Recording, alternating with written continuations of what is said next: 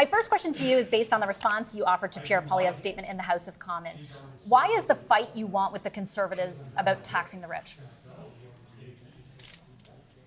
My focus is not on the Conservatives. My focus is on Canadians. And our budget today was about meeting the moment for Canadians. It was about fairness. It was about saying Canadians have real needs right now. They need more homes built faster. They need life to be more affordable. They need us to invest in the economic capacity of the country. They need us especially to do it for fairness for younger Canadians who are struggling to get ahead. And they need us to do it in a fiscally responsible way. That is the plan that we put forward today. And it's going to be up to the Conservatives to say whether they support it or not. But the focus that you drew in your response was very much, for example, on the new tax, the changes to capital gains tax. And I'm wondering, did you need to even introduce those changes if you had acknowledged that the housing crisis was what it was at an earlier juncture? Would you need to be spending so much on increasing the supply if you had realized perhaps earlier that you could have deflated demand to better impact prices and not raise taxes in any way? Canada is a growing country, and I think that is a great thing. I think as a country, we have been under-investing in housing for a generation. So I am really glad that our government is investing massively in housing, is investing massively in infrastructure to support housing. And I am glad to see provinces and municipalities and also the private sector and not-for-profits really getting involved. I think it's great that Canada is growing. It's just really important to be sure that a growing country has enough homes, that we have homes for young Canadians, that we have homes for new Canadians. That is about fairness, and that's what we're doing. Wasn't that your government's job over the last 8 years? When you say for generations governments have been under-investing, doesn't that make your own government culpable? Our government has been focused on housing and focused on infrastructure since we first formed government. The challenge is more acute now. It's more acute in Canada, and it is more acute around the world.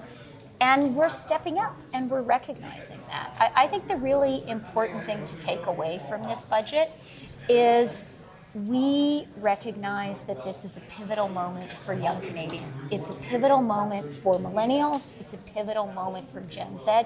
In our pre-budget tour going across the country, I've heard from so many people, young Canadians themselves, but as much their parents and grandparents saying, I want my kid and my kid's friends to be able to afford their own home.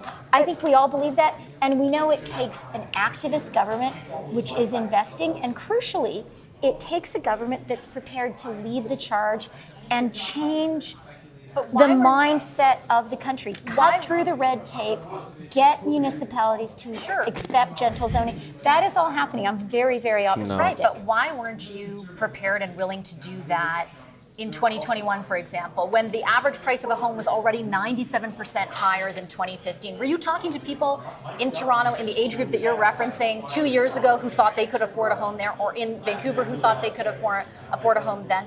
Why didn't you try and meet the moment then to avoid having to spend as much as you are now to try and meet the moment now? Well, 2021, of course, was still peak COVID. So the economic kept going up in 2022. No, so yeah, but you referred to 2021. That was peak COVID. There were a lot of distortions through that period, and some of those economic distortions are part of the reason that housing is such a challenge. I think the important thing is to be meeting the moment now.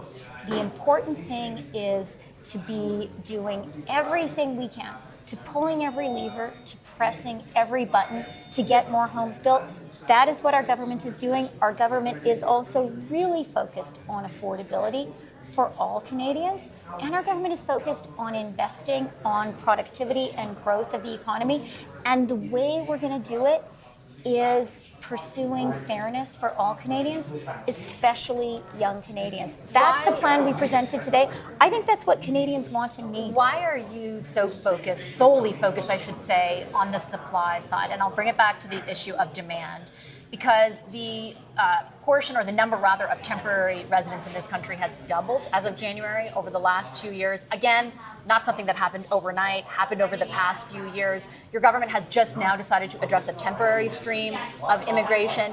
Is there any consideration to looking to the permanent stream temporarily while the housing crisis is as acute as it is?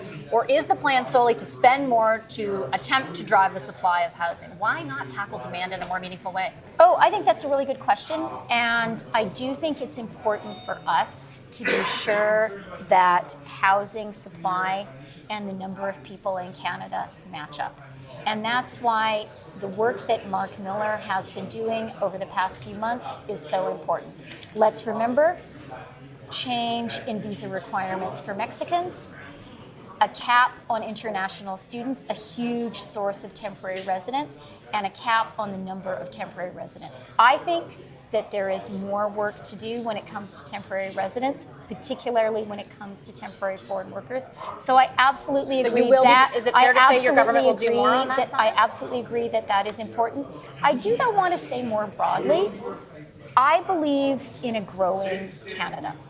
I think that that is a strength of our country, that we're able to grow our population. That is a huge strength of ours when it comes to the demographic challenge so many countries are facing. We need to be sure that our housing supply and our population match up. And I think that your government didn't ensure that is what our government is absolutely focused on doing. That is what Canadians want and need. Do you feel, I guess, some responsibility that your government didn't ensure that was the case over the past few years, therefore somewhat casting doubt on the value of immigration as you espouse it and as so many Canadians have believed? We show polls. You can see polls of view of immigration has wavered, has changed from the steadfast way in which Canadians believed it did contribute to the economy and the fabric of our country over the years. And that is mostly due to the fact that they believe the immigration that your government presided over has negatively impacted their ability to afford a home. I think that Canadians recognize what you and I are just talking about, what is just common sense, which is we need to be sure that the supply of homes is keeping up with you don't have any common sense, and we need to be sure that there are homes for young Canadians to live in and to buy. I also think the vast majority of Canadians welcome immigration. They welcome it because of the benefits to our society and the benefits to our economy.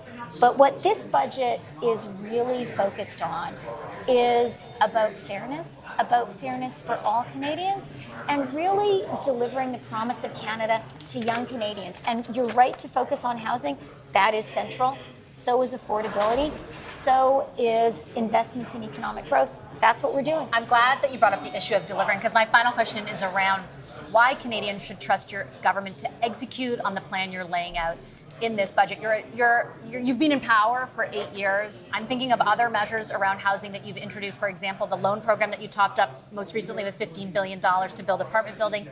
That program was announced in 2017. You've lent out $18 billion, 11,000 apartments in 7 years have been constructed. What about your record should give Canadians assurance that you will execute on this plan? I'll give you a couple of examples. One example is our fiscal guideposts. I set those out in the fall economic statement. I am sure you interviewed a lot of people who were very skeptical afterwards, who were very skeptical ahead of this budget that we would hit the mark. We have hit every single mark with some room. So we take delivery extremely seriously. Another thing I'll give you as an example is early learning and childcare. I remember when we put that forward in the 2021 budget, I had so many conversations, including actually conversations with you, where people said, "Great plan, Minister, but you guys are never going to pull it off." Well, we are delivering. There is a lot more work to do on early learning and childcare, but across the country, fees are down by at least 50%, and in 7 provinces and territories, it's already $10 a day. We can get big things done in Canada, and we are committed to doing it. And I'm not intimating in any way that you haven't done significant things, and I think, for example, the daycare example is a good one.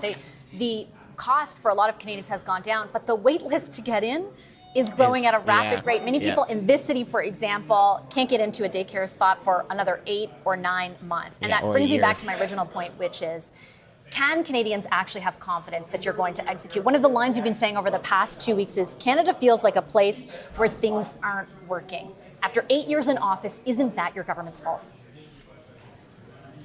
What Canadians need to decide right now is, do How to get you out of they office. believe that we are living in a country where the promise of Canada can and should be open to all Canadians, particularly to young Canadians for whom it feels out of reach. We have put forward a plan to deliver for young Canadians. We believe it does require a partnership of the federal government, provinces, municipalities, private sector, public sector. We do think it takes an activist government, and we have a plan to deliver that fairness, to unlock the promise of Canada for all Canadians, especially the younger generation. I'll leave it there, Minister. I'm out of time. I know your time is limited. Thank you for making time for us today. I appreciate it.